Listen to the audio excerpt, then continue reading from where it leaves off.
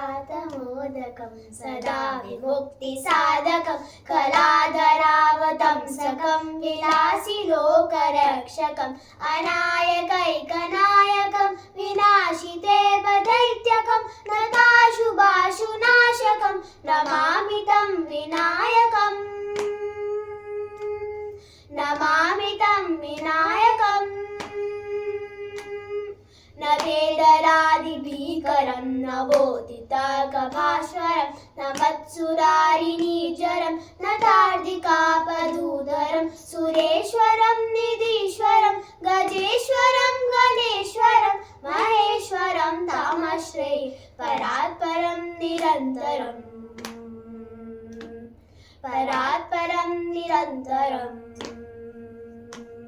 समस्तलोकशङ्करं निरस्तदैत्यकुञ्जरं दरेदरोदरं परं परे भवक्रमक्षरं कृपाकरं क्षमाकरं मुदाकरं यशस्करं मनस्करं नमस्कृता नमस्करोमि भास्वरम् नमस्करोमि भास्वरम्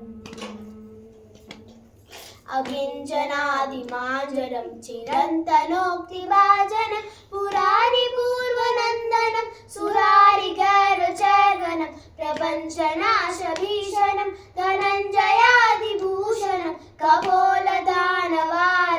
भजे पुराणवारणम् भजे पुराणवारणम्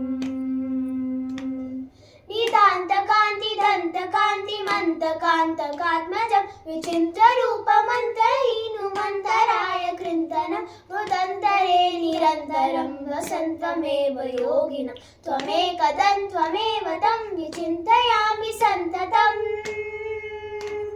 विचिन्तयामि सन्ततम् श्रीमहागणेश पञ्चरत्नमादरेण योऽन्वहं प्रजल्पति प्रभातके हृदा स्मरन् गणेश्वरम् अरोगतां मदोषतां सुशाहितां च पुत्रतां समाहिताय रष्टबुद्धिमाप्युपैति सोचिरात् समाहिताय रष्टबुद्धिमाप्युपैति सोचिरात्।